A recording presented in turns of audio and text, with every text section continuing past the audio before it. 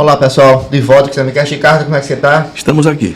Ricardo, hoje a gente traz aqui o secretário municipal de saúde de Maceió, Gleidson Moura. Todo mundo lhe conhece como Mourinha. Peço licença para a gente lhe tratar como Mourinha. E secretário Mourinha, né? Secretário Mourinha. E primeiro eu queria lhe agradecer, muito obrigado pela presença. A gente vai falar muito sobre a questão da saúde municipal. O Ricardo aqui tem uma extensa lista de questionamentos para perguntar sobre isso, mas eu queria começar perguntando sobre o Mourinha. O Mourinha, eu lhe conheço há um bom tempo, Mourinha. E mais de 30 anos, né? Mais de 30 anos, todo mundo conhece você como uma pessoa do bastidor político. Inclusive como uma das pessoas que mais conhece de bastidor político em Alagoas, né? Desde a minha formação de jornalista, ele conhecia assim. Eu queria que você fizesse um breve resumo de como esse Mourinha do bastidor político chegou agora ao cargo de secretário municipal de saúde de Maceió. Como foi essa transição? Eu sei da sua relação de amizade com a família Caldas. Queria que você dissesse isso ao público.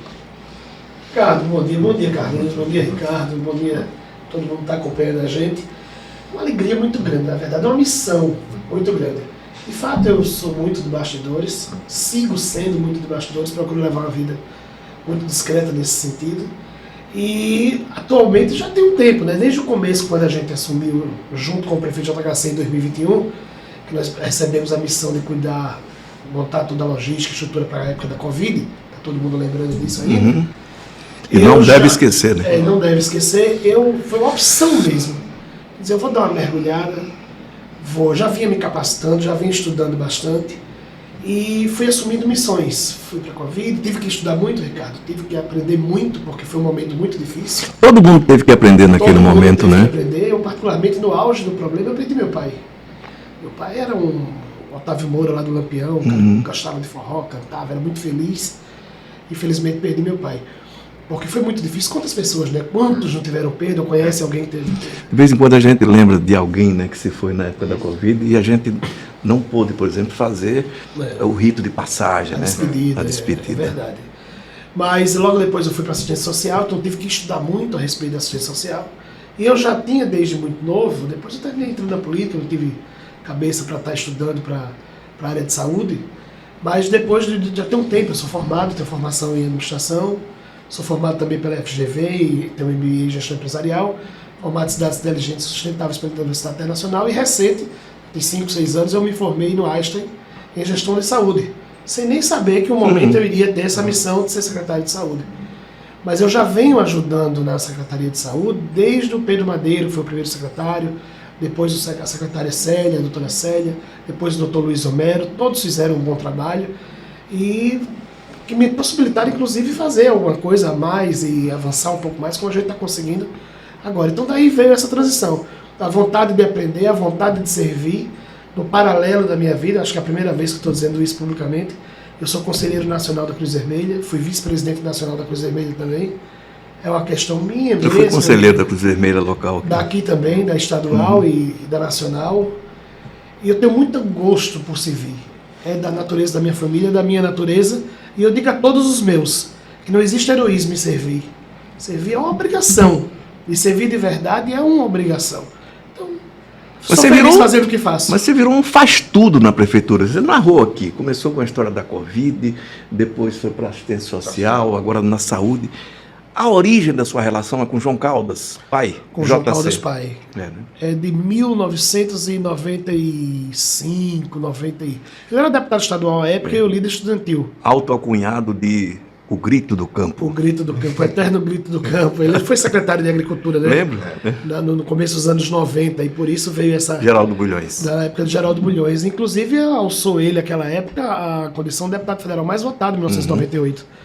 Na eleição que a Luiz Helena ganhou para o Senado. Né? Eles fizeram um bate-bola os dois saíram muito bem, foram muito bem votados. Então, minha relação começou lá. O prefeito, à época, era um garoto ainda, claro. O irmão, que hoje é médico, com quem eu tenho um carinho enorme também era outro garoto, na casa de 10 anos. Antes de lá para cá, a doutora Eudócia, sempre muito gentil, sempre muito carinhosa. E a gente termina tendo uma Você relação... é o tio Mourinha? Porque tinha uma história... Luiz Romero era tio Luiz, né? Termina tendo um carinho muito grande, é evidente, é natural. E o que é bacana nisso é porque o tempo passa, as coisas mudam, mas as pessoas não mudam, as relações não precisam mudar. Independente de que Se momento verdadeiras, está. não mudam. Se está em cima, se está no meio, se não está, se tem mandato ou não tem, isso não importa. E as relações precisam ser respeitosas. E a nossa relação é muito respeitosa. Veja só, quando você assumiu a saúde, quer dizer, a expectativa era de que você fosse um secretário transitório. Eu lembro que eu até escrevi alguma coisa, porque a especulação era que a secretaria para fulano e para Beltrano, e você foi ficando. Foi ficando. Me parece até que você ficou chateado com uma postagem minha sobre isso. Mas não é o caso. Mas, enfim, o que foi que manteve você na Secretaria de Saúde, na sua opinião? Claro que eu tenho a minha. Mas, na sua opinião, o que foi que ele manteve lá? Eu vou dar a minha opinião e depois gostaria de ouvir a dele, né? Eu e quem está em casa, todo mundo quer ouvir. Eu não tenho dúvida nenhuma que é o comprometimento com o resultado. Eu tenho, a minha vida inteira, o gabinete de porta aberta. Então, eu não tenho hierarquia. Eu não olho para o salário do cargo, a função. Todos chegam até o secretário. Então, eu escuto bem.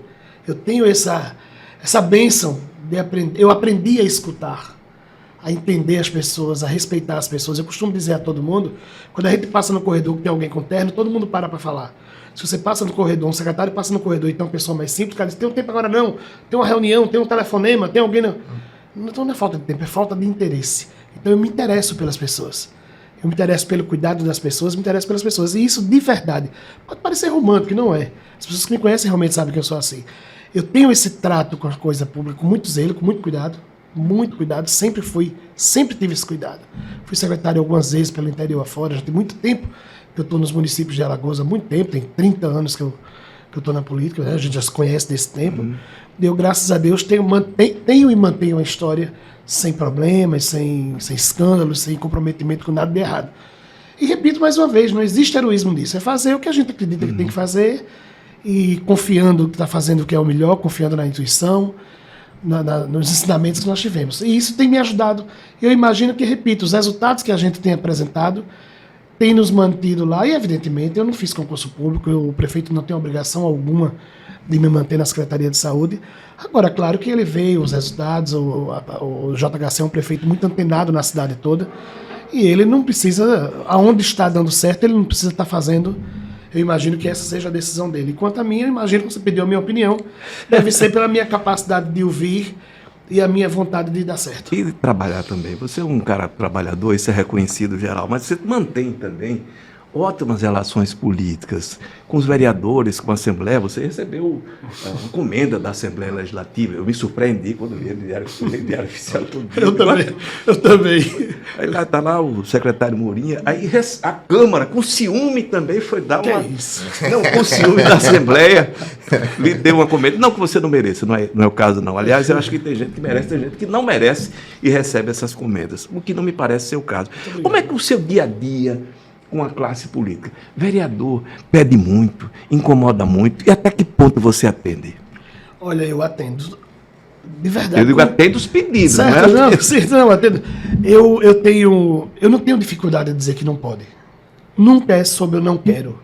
Se for legal e se for possível, vai ser feito. Se não for, não tem jeito. Então eu não digo, deixa que eu vou ver, amanhã eu te ligo, volta depois. Eu não falo isso pra ninguém. Famoso enrolation, nem né? para o pequenininho, a pessoa mais simples que for, uma pessoa que está me assistindo em casa vai poder ver, o pessoal de comunidade, líderes comunitários, todo mundo, eles todos vão ver. Inclusive você até fez uma postagem uma vez, quando eu encontrei no avião, ele deu um abraço e disse, rapaz, não chama o Mourinho, o Júnior Leão para ter na mesa, aqueles historiados, nunca tive marenga. Mas na assistência social... Arenga. Na assistência, ruído, na assistência assim. social, eu tinha essa necessidade de estar perto das pessoas, porque as pessoas pensavam naquele momento, quando eu cheguei lá, era só pedido de cesta básica. E a cesta básica, como é que acontece a cesta básica com uma família muito carente? Chega uma cesta básica geralmente pequena, ele liga logo para a mãe, para a irmã, para o vizinho, para o tio. No outro dia, quando acorda, não tem mais nada em canto nenhum. Então a gente precisa mudar a vida das pessoas. Dar aquela alimentação naquele instante que ele precisa se recuperar, mas dar uma outra oportunidade. E a assistência social em Marcel tem muito disso. Tem muito curso, tem muita coisa que pode fazer para ajudar as pessoas a melhorarem. E quanto a atender bem a Câmara, atender a classe política de uma forma geral, Ministério Público, Tribunal de Justiça, Defensoria Pública. Eles pedem muito também? Não, mas eles cobram muito. E eu fico extremamente orgulhoso e feliz quando recebo cobrança, porque só cobra aquilo que a gente não está entregando. E a gente tem que ter como gestor, o que é que eu sou? Eu sou um servidor público. Faço o que gosto e ainda sou remunerado para isso, Ricardo. Então eu tenho mais é que estar disponível, eu tenho mais é que ouvir, tenho mais é que entender. Claro, quando eles têm razão, eu agradeço, e quando não tem, eu apresento meus argumentos e digo, olha, não pode ser assim. Às vezes eles estão de um lado que não conhecem o funcionamento completo do lado de cá, mas todos, graças a Deus, têm mantido uma relação muito harmoniosa, muito institucional, claro, mas muito harmoniosa no sentido de sempre dar o resultado. Eu me lembro, se você me permite, o Nonô, quando foi secretário de saúde, ele fez uma declaração, uma entrevista que eu fiz com ele, depois teve uma repercussão negativa para ele, mas assim, eu achei que foi, digamos assim, um momento de sincericídio, né? E ele disse que a indicação dos diretores de unidades de saúde era feita pelos vereadores e que ele passava a cobrar se os indicados não apresentassem resultado. Eles hoje indicam os diretores de unidades? Não, nenhuma unidade. Isso foi uma promessa de campanha. Não. Isso foi uma promessa de campanha do JHC, na primeira eleição dele, em 2020. E ele tomou essa decisão assim que assumiu a prefeitura. Então ele deu essa canetada imediatamente. Então todos os nossos diretores são funcionários de carreira. Todos. Isso tem nos dado uma condição de trabalho infinitamente melhor, né? Claro, nos facilita muito. E os vereadores compreendem. Qual é o pedido que eu recebo hoje? Ninguém me pede mais, ninguém me pede para abonar uma falta de quem faltou, aleatoriamente. Ninguém me pede para, fazer qualquer coisa. Porque se não tiver cobertura, eu não vou fazer. Então eu tenho essa relação muito bacana exatamente pela verdade, pelo sincericídio que o seja. Né? Vai dizer que todas as vezes eu consigo agradar? Tenho certeza que não. Mas cada dia, deste um ano para cá, tem diminuído muito uma coisa ou outra que quase não tem hoje, para lhe falar a verdade. O que é que acontece? Uma transferência que às vezes dificulta por conta de leito, um exame que às vezes dificulta porque é um exame mais complexo, a gente tem poucos prestadores fazendo, aí eles ficam agoniados, recebem pressão, porque no final das contas, quem está lá na ponta, na periferia, subindo e descendo ladeira, são eles, né? São os vereadores, são as lideranças comunitárias. Então eu tenho esse cuidado de realmente atender o telefone, retornar a ligação e dar... Pedem um atendimento. E dar segmento, normal, né? E dar segmento que eles pedem. Eu digo a todos nós que trabalham com... Nós somos quase 8 mil pessoas, Ricardo, na saúde. Caramba. É muita gente. É muita gente. Eu digo a todos nós, aquilo que a gente puder resolver em 5 minutos, vamos resolver em 5 minutos. Porque daqui a pouco vai ter outra demanda, daqui a pouco outra demanda, e aí fica se acumulando. E a gente precisa, claro, está perfeito? Não, mas a gente está indo no caminho certo. Agora, assim... A Secretaria de Saúde é uma secretaria que tem suas dificuldades. Dificuldades que vêm de tempos. E nem tudo é uma beleza lá dentro, né? Não mesmo. Então, queria saber, quando você entrou, a caneta era sua, o que foi que lhe chocou negativamente? Você disse, olha, isso aqui eu tenho que mudar, porque isso aqui tá muito... Tá errado. Independente de quem passou por lá. Você identificou ali, olha, isso aqui tá errado. Eu tive uma alegria muito grande de ter uma transição com o Dr. Luiz Homero, que é um homem muito elegante, uma pessoa muito educada. Bastante. A melhor possível.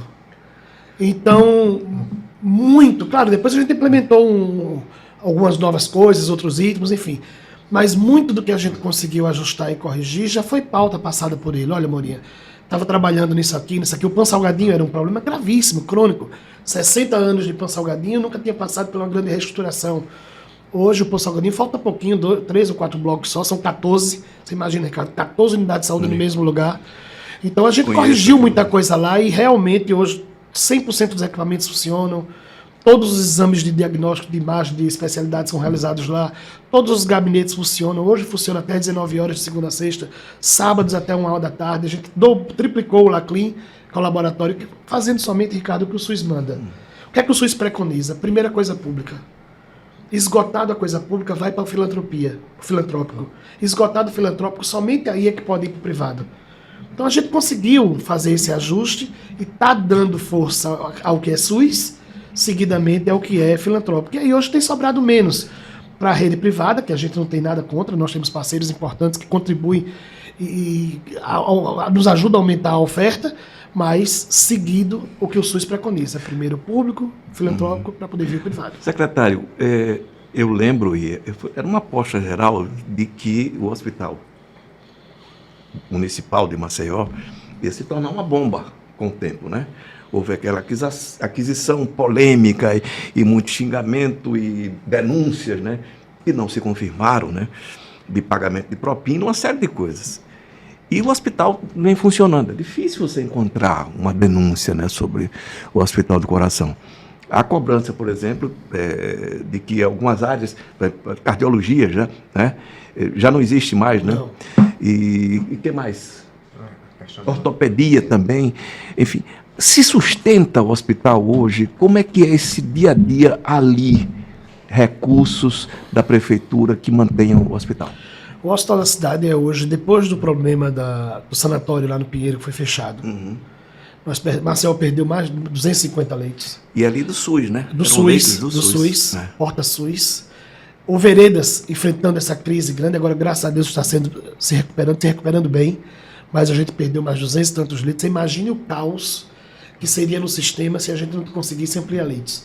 Então, o Hospital da Cidade veio funcionando 24 horas por dia, de segunda a segunda. São quantos leitos ali? Hoje está com 180, mais ou menos 180 leitos operacionais. Então isso é muito bom, vai chegar a 230, mas já tem 180 leitos operacionais. E isso nos ajudou a cobrir um pouco do problema que foi a ausência do buraco, né? do Veredas e do Hospital Sanatório. Logo em seguida, o sanatório abriu uma unidade aqui na Praia da Avenida. Nós conseguimos contratualizar todos os leitos, 44 leitos. Depois abriu do Salgadinho, ali na antiga maternidade. Nós conseguimos também contratualizar, ampliamos os leitos do Santo Antônio. Então isso nos deu, e do médico cirúrgico, então isso nos deu uma condição de dar uma aliviada. E voltando somente ao HC, como é que o HC está funcionando? Com uma gestão muito cuidadosa. O HC hoje, muito embora só tenha um ano e pouco que está a gestão do município, já tem a primeira maternidade pública da história de Maceió. Maceió nunca teve uma maternidade sua, da Prefeitura de Maceió. Hoje não só temos uma maternidade pública... Eu nasci na pública... Sampaio Marques, que era a maternidade do município.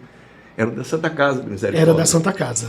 Era maternidade pública. Não, conveniado, já existe. A nossa ali era maternidade pública, depois foi abduzida, né?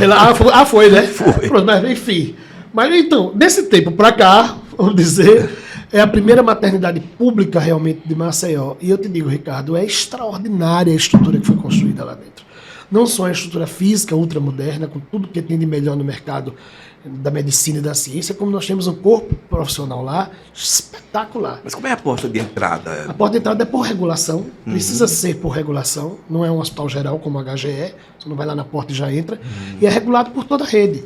Inclusive, a gente atende pacientes do estado, pacientes do interior, é regulado. Entra na sala de regulação, município, estado, regula, e esses pacientes vão para onde o hospital tem o melhor perfil. E aí o Hospital da Cidade também tem um outro serviço muito importante, que é a nefrologia. Nunca tivemos um serviço de hemodiálise público e de altíssima qualidade. É o popular on-off.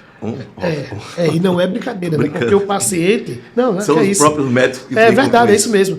O paciente de hemodiálise, ele passa a vida toda ali. Então, pra você ter crônico, ideia, né? É para quem está em né? casa, gente, pra vocês terem ideia, o paciente de hemodiálise é de tal ponto que ele se apega à cadeira. Se por acaso ele for na quarta-feira fazer, na sexta-feira fazer o exame, e a cadeira dele tiver com problema, ele for para outra, ele vai sentir. Porque é uma vida toda dedicada, são horas, várias vezes por semana, 3 vezes por semana, né? Mas a gente tem que ter esse cuidado de manter um hospital de excelência. Pra você ter ideia, Ricardo, a gente está fazendo no Hospital da Cidade, nós já que há algum tempo, pouco tempo, nós vamos zerar as cirurgias de catarata em Maceió e vamos começar agora em agosto nas cidades atendidas por nós, são referenciadas para a primeira macro-região. A gente começa com 20 cidades, serão umas 10 mil cirurgias de catarata.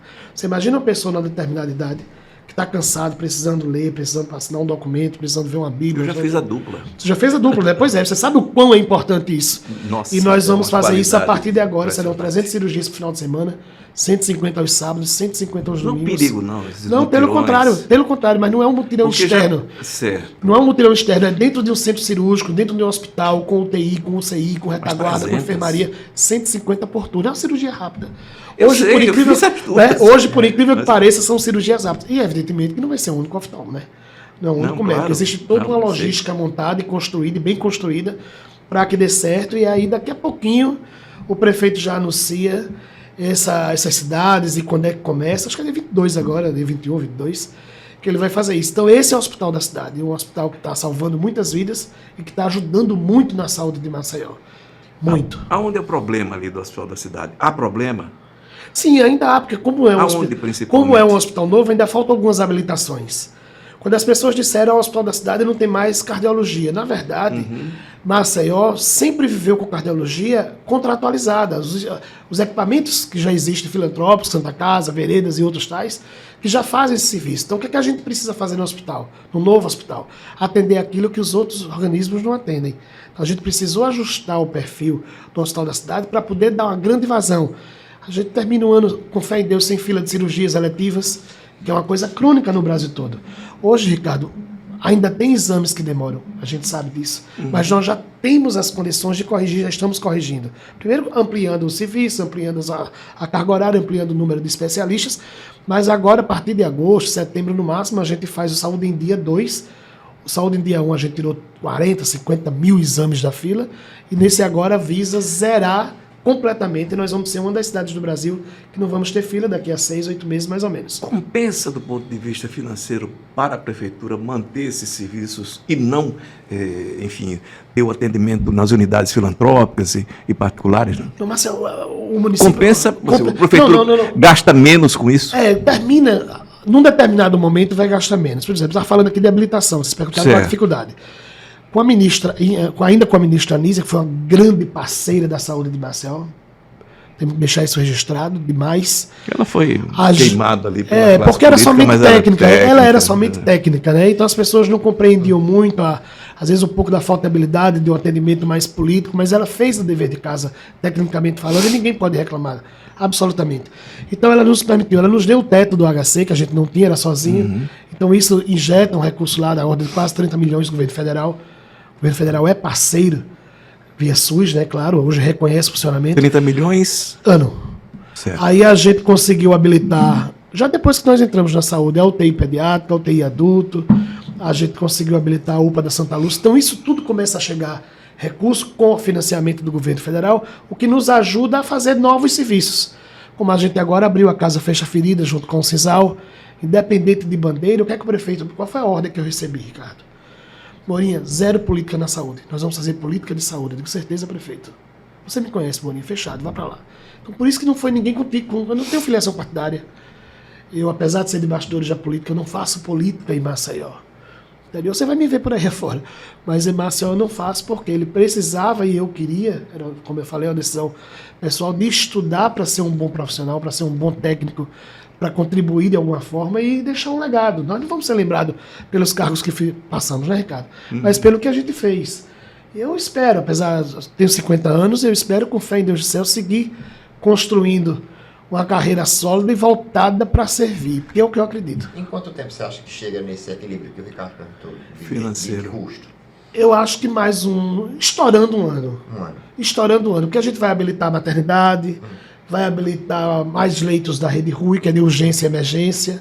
Porque hoje, por exemplo, as nossas UPAs, de 7 UPAs, únicas 7 UPAs do Brasil que tem ONA 3, acreditação da ONA, 2 são de Maceió, só tem 7 no Brasil. Porque é um critério muito rigoroso. Aí duas o que é acreditação. Duas, a acreditação, a ONA é a maior acreditadora de saúde, de instituições de saúde do Brasil. Sempre Einstein tem ONA, Sírio-Libanês tem ONA, Beneficência Portuguesa tem ONA, grandes hospitais tem ONA, HC tem ONA.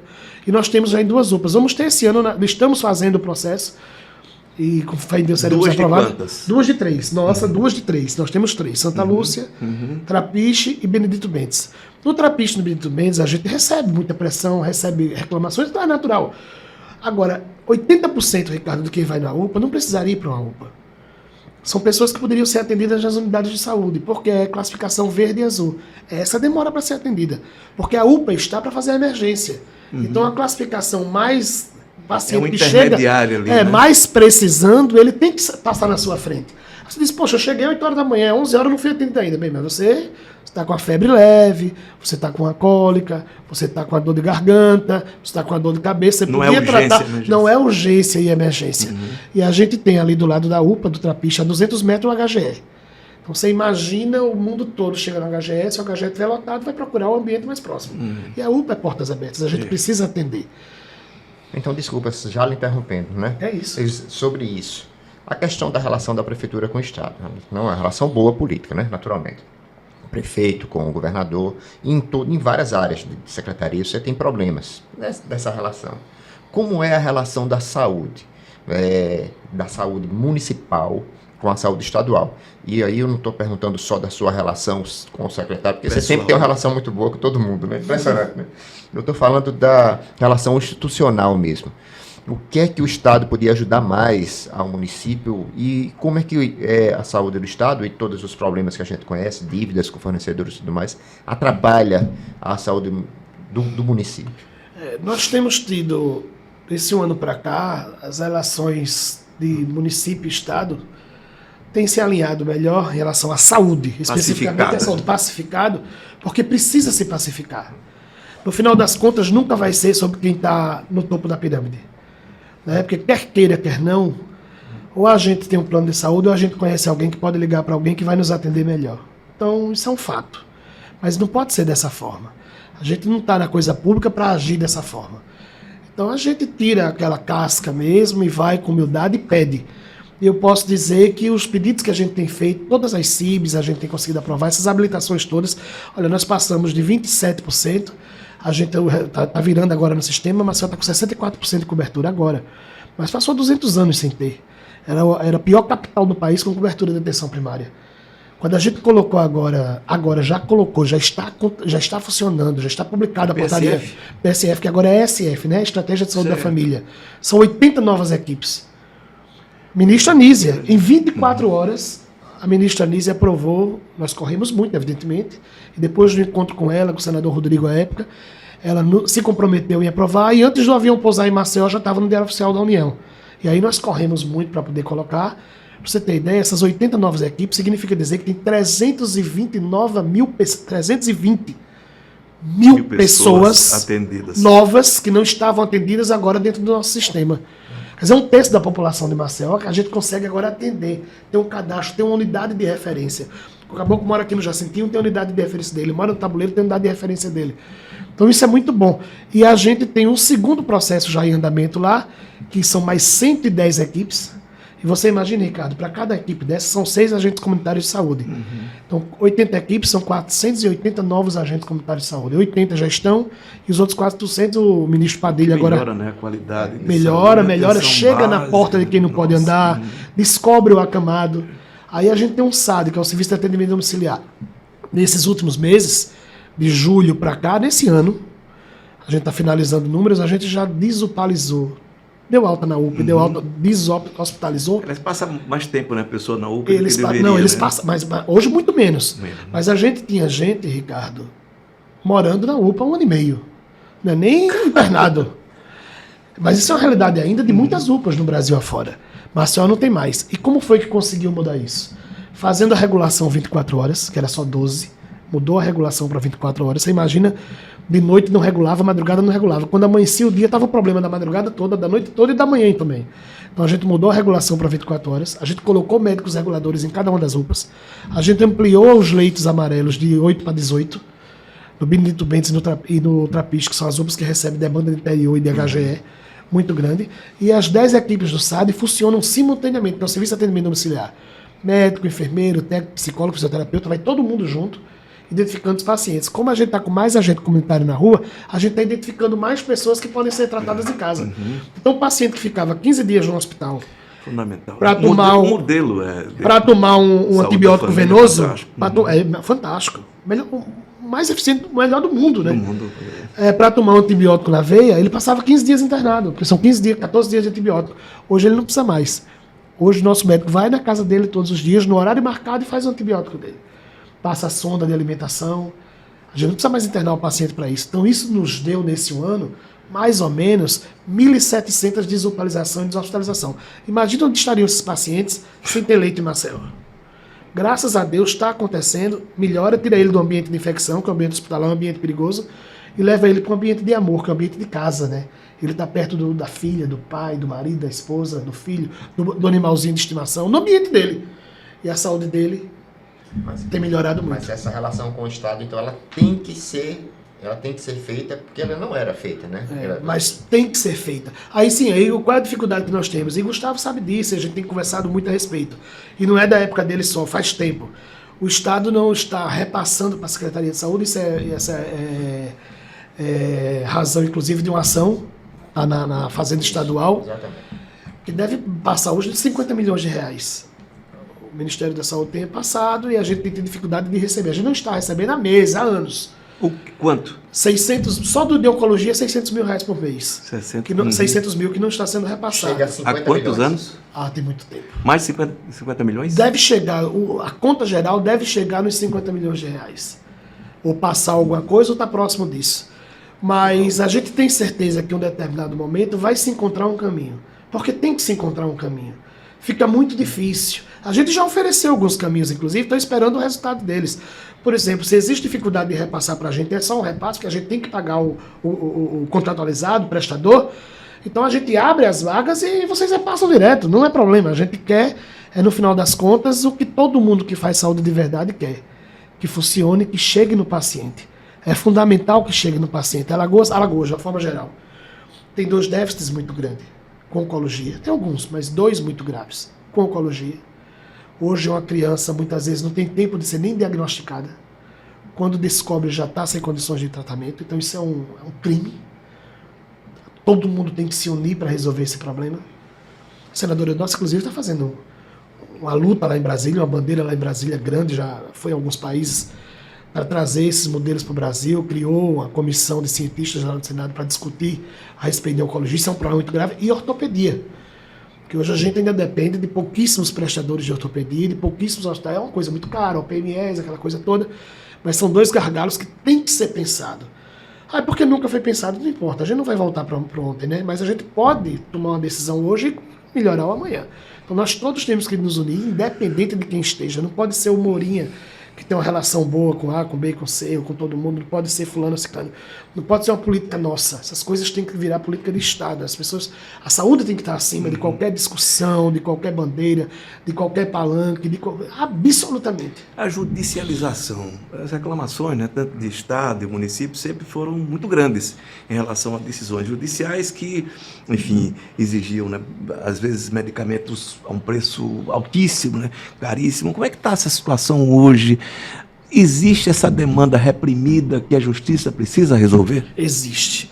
Existe porque as pessoas às vezes não compreendem. A farmácia do município tem um rol de medicação que ela Porque muitas vezes eu sei que alguns secretários, não sei se é o caso, você indicar, olha, vá para a justiça porque facilita resolver do ponto de vista burocrático. Hoje a própria defensoria já sabe esse caminho, já orienta sabe, né? Direto. E termina sendo pelo seguinte, porque por mais que o paciente precise, que a gente queira comprar, nós não temos cobertura legal, porque aquela medicação não faz parte do que nos é permitido comprar. Então a gente precisa de uma ordem judicial. De SUS, né? Precisa de uma ordem judicial. No que é que nós estamos conversando muito com os juízes? Muito. E tem melhorado bastante. O que é que acontecia? Muito. Está diminuindo muito também. Verdade seja dita, e meu agradecimento aqui também. Aí eu tenho um contrato com o prestador que, se eu for fazer pela saúde, me custa R$1.000 um procedimento. Quando vem com a decisão judicial, vem pelo preço de mercado. Vem por 18 mil, por 20 mil, por 30 mil, 20, 30 vezes mais. Mas eu atenderia 20 ou 30 pacientes a mais. Então essa diferença enorme de valores, essas coisas todas, o que eu entendo que a justiça quer naquele momento é salvaguardar o cidadão, né? Ajudar a tratar aquele cidadão que está ali agoniado, precisando de tratamento. E nós, da coisa pública, precisamos fazer, queremos fazer, temos as condições financeiras para fazer, mas não temos a cobertura legal. Por isso a necessidade da judicialização. Pois é, surpreendente, né? Veja só, você tem algum objetivo político, enfim, eleitoral para o futuro? Sim. Zero. Você não vai ser nunca. Absolutamente zero. Nem filiado. Aí o cara diz, mas Maurício não é filiado, mas pode ser que tem prazo. Claro, não mesmo, de jeito nenhum. As pessoas com as quais eu tenho uma proximidade política grande, como o prefeito JHC e a família dele, o deputado Alfredo, que me ajuda muito lá na saúde, e outras pessoas, o senador Rodrigo, doutor Eudócio, todos sabem... senador, né? Vice-prefeito. Atual vice-prefeito. Todos sabem dessa minha posição e, graças a Deus, todos respeitam também essa minha posição. Eu fui candidato, Ricardo, em 2006, já vai fazer 20 anos, incrível. E, para minha surpresa, eu tive quase 5 mil votos. fazendo uma campanha de porta em porta, sem estrutura, sem nada, né? Foi vereador, Na verdade, para ajudar deputado estadual. E foi assim, na mesma época que eu, teve 7 vereadores de Maceió que tiveram menos voto que eu. Imagina que coisa interessante. Mas eu não deixei de ser candidato por frustração alguma, pelo contrário, eu sou extremamente grato por tanto voto que tive. Eu não quero porque não é... Eu não nasci para isso. Eu acho que cada um tem um papel. Né? A gente está vendo aqui o podcast todo funcionando, mas aqui por trás, vocês não estão vendo, tem uma galera cuidando. E é importante que eles estejam lá também. Não pode estar todo mundo aqui na mesa, senão isso não vai pro ar. Né? E o Carlinho é durão com o pessoal aí. E o Carlinho é durão. Deixa eu usar aqui, explorar um pouquinho o Morinha dos bastidores. A gente fala da saúde. Carlinho gosta. Morinha dos bastidores. Qual a sua leitura sobre o cenário político alagoano do ano que vem? Né? Você acha... você é um grande conselheiro da família Caldas, você vai dizer que não, mas eu sei que é. A gente fez agora um podcast sobre a situação da família Caldas, cada um, os cargos, conjecturando, né? Sobre qual o conselho que você... Ou o conselho, o que é que você vislumbra para o ano que vem? Uma eleição. O JHC será candidato a quê? A família Caldas se posicionará onde? Como é que você vê o quadro político para o ano que vem? Dizendo, sem ser político, somente como técnico. Não, por favor, não diga isso não, essa história. Eu não sou político. Não, político eu sou. Verdade, claro que você é político. Partidário, né? Mas eu digo assim, eu vejo o prefeito JHC como todo mundo vê. Ele sai de uma eleição absolutamente com a liderança consolidada. Não é fácil, tem quase 84% dos votos, né? A maior votação da história de Maceió. O outro era o Cícero Almeida com 81% na época dele. E agora o JHC bateu esse recorde, né? Então não resta dúvida que ele está muito bem consolidado. As pesquisas da Grande Maceió, as regiões, mas vamos dizer, de Arapiraca para cá, de União dos Palmares para cá, de Maragogi para cá, de Coruripe para cá, que abrange aí 70% do estado, tem mostrado ele muito bem. E claro que ele tem uma juventude, ele tem uma capacidade de trabalhar muito grande, ele tem um apelo popular muito grande. As pessoas confiam no líder do JHC, tanto, número não se discute, né? A gente está falando do que existiu. E nós não podemos nem dizer que ele não teve adversário. Teve sim, o deputado Rafael Brito é um cara inteligente, é um cara que assumiu funções importantes em Alagoas, secretário de Turismo, secretário de Educação, presidente da Desenvolve, é um deputado federal, então não é um laranja, um cara... Não, só que o adversário era realmente muito difícil, porque estava muito bem aprovado, muito bem avaliado pela população. Então vejo o JHC como um nome muito forte para Alagoas, eu escuto nos bastidores que eu digo entre os amigos, entre as pessoas que eu convivo, quando eu vou na periferia, no canto no outro, o desejo de que ele seja candidato da população é muito grande. E eu vejo isso como muito normal. Porque o grupo seria de oposição está no poder há muitos anos. E é natural que com 30 anos, 30 e poucos anos depois, exista uma vontade de uma renovação, enfim, é natural. Agora, o que é que vai acontecer nas eleições, aí vai depender muito da vontade pessoal dele. Eu imagino e o conheço, sei o quanto ele é guerreiro, o quanto ele é obstinado, o quanto ele busca aquilo que ele quer. Quanto que ele tem de vontade de fazer muita coisa pelo estado todo de Alagoas. Eu imagino que ele está muito disposto. E, por outro lado, o senador Renan Filho, eu imagino também, só conjecturando, foi um governador que saiu muito bem avaliado também, teve um momento dele. Agora ele conhece as dificuldades que o estado tem passado, que não são poucas. E eu não sei se verdadeiramente é a intenção dele dizer, eu vou pegar isso aí, vou arrancar um pedaço do meu couro para ajudar a corrigir, porque é muita dificuldade que tem no estado, como tinha na prefeitura de Maceió, Ricardo. Você lembra que todo mundo apontava que não se pagava o mês de junho quando o JHC assumiu. Tamanha dificuldade que existia em Maceió de ter arrecadação, de contas, de estrutura. E não só ele paga rigorosamente todos os meses, como ele paga antes do final do mês, dentro do mês trabalhado, que também não é favor nenhum, é obrigação de quem de quem contrata. Tem que pagar e de quem trabalha tem que receber. Secretário, você me permite, nessa seara política, está em curso em Brasília, e obviamente aqui, né, com a sua repercussão, um acordão, né, em que o JHC deixaria E é a informação que a gente tem obtido de fontes absolutamente confiáveis, né? De que ele não seria candidato agora ao governo do Estado e comporia com os calheiros. Você acha que isso é possível? Ele pode voltar atrás se essa decisão já está tomada? Não, eu não posso dizer que ele pode voltar atrás ou que é possível, Ricardo. Eu estaria invadindo uma área que eu realmente não tenho conhecimento. E se eu puder dar uma opinião apenas, a política é muito dinâmica, eu particularmente não vejo dificuldade nenhum, dolo nenhum para Alagoas, se amanhã ou depois, ou se não nessa ou em outro momento, qualquer que seja, as lideranças políticas sentarem civilizadamente, discutirem o que precisa ser discutido para o Estado, porque numa briga não existe vencedor. Não é? Numa guerra só existe mortos e corpos. E ninguém ganha numa guerra. O Estado não ganha, os municípios não ganham. Mas isso não é guerra, não. Disputa política Não, é uma coisa muito saudável.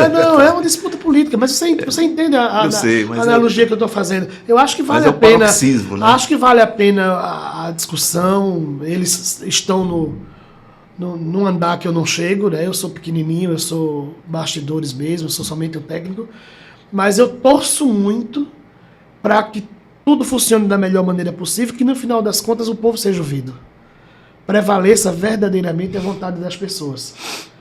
Porque isso, no final das contas, é o que vai valer, é o que vai funcionar. Porque o Estado não é feito para o Estado, a Prefeitura não é feita para a Prefeitura, é feito para a cidade, é feito para as pessoas. E se a gente conseguir, eu imagino que o JHC, apesar de ser muito jovem, já tem 37 anos. Não é tão garoto mais assim. Ele já tem 14 anos de mandato, não é tão menino mais assim, né? 35 anos de mandato. Desde 2010. Saiu de 19 mil votos de estadual para 130 mil de federal, mais votado de Alagoas, depois 180 mil para federal, mais votado do Brasil, e depois prefeito e prefeito reeleito. Então ele tem uma carreira consolidada, ele se mantém muito consolidado, exatamente pelo que ele acredita e por buscar o que quer. Acho que ele vai, que é um 2026 que promete muito, e eu peço a Deus que seja de muita paz, de verdade, não sei se vai ser possível, mas que as pessoas compreendam o papel de cada um, a proposta de cada um, e que a gente pare. Não nas majoritárias até que é menos, mas essa pulverização que tem... Você acha que o entorno é pior? É difícil. O entorno muitas vezes é muito difícil, porque... E o entorno vive disso, né? Do embate, né? O outro. Às vezes até quanto pior, melhor. E no final das contas ninguém ganha com isso. A gente precisa torcer para que as coisas aconteçam da melhor maneira, para que, se existir entendimento, eu não sei se existe algum tipo de entendimento. O que eu sei é que o Ministério Público, a doutora Marluce Caldas, é uma promotora absolutamente, uma procuradora qualificadíssima, absolutamente qualificada. Eu acho até que, enfim, é profundamente injusto, eu já disse isso aqui publicamente, né, com ela, enfim, atribuir esse embate político ao nome dela. E aí eu digo, Ricardo, você tem uma audiência muito grande aqui na sua coluna também, que é muito injusto de verdade. Imaginemos nós, o Ministério Público é uma das instituições mais respeitadas do país. Exerce um papel absolutamente fundamental na consolidação do que tem de bom no Brasil. Né? Combativos. Então, quando eles pegam e indicam 3 pessoas só no Brasil inteiro, não é Ministério Público somente de Alagoas, que já seria suficiente. É o Brasil inteiro, 27 estados federados. Indicam 3 nomes, nesses 3 nomes está a doutora Marluce Caldas. Ela tem muito mérito, ela tem muita capacidade, ela tem uma carreira absolutamente libada. E eu não tenho dúvida nenhuma que ela vai, em sendo ministra, vai ser uma grande contribuição, porque ela é muito capacitada. Eu digo isso sem favor absolutamente algum. E também Alagoas, num lugar importante, né? Acho que seja a questão central, não. O magistrado tem que ser um magistrado. Né? Assim não, mas de toda sorte, o alagoano é bairrista, a gente fica feliz quando vê os alagoanos brilharem. Quando a gente vê um Djavan brilhando, a gente fica feliz demais. Pronto, eu vou fazer uma última Provoquei. pergunta. Vou fazer aqui uma última pergunta e depois eu passo para você. Não, pode finalizar. Maurinho, então, para lhe deixar mais à vontade, saindo um pouquinho aqui da realidade local, a gente vive esse momento de polarização política, direita, esquerda, Lula, Bolsonaro, essa coisa toda. E você milita na política e vive a política há tanto tempo, né? Como é que você se coloca politicamente? Como que você vê essa polarização? Essa polarização lhe atinge seus familiares, o seu Se entorno? tem bolsonarismo e lulismo na sua família, é isso que ele está falando. Assim, a minha família, eu de verdade, sem discurso absolutamente, eu me sinto atingido porque eu vejo o quanto de ruim isso faz na vida das pessoas. As pessoas estão se agredindo gratuitamente, estão se odiando gratuitamente, e isso não é bom. Até porque está vindo uma geração depois da gente que está vendo que é dessa forma que estão sendo feitos. E esse não pode ser o nosso legado, não pode ser o nosso Vai ensinamento. ter um cansaço, viu, secretário? Vai haver algum cansaço? Vai as ter que pessoas vão haver. cansar. Vai ter que haver. Eu estou torcendo muito por isso, que haja esse cansaço. Porque do jeito que está, seja o lado que for, não está sadio. Qualquer que seja o lado, não está sadio. As pessoas estão deixando de lado a razão, o razoável, minimamente razoável, para estar somente com enfrentamento de ódio. Isso não vai ser bom para ninguém. Nunca foi bom. Em qualquer momento da história da humanidade que a gente buscar na literatura, quando o comportamento foi esse, foi ruim.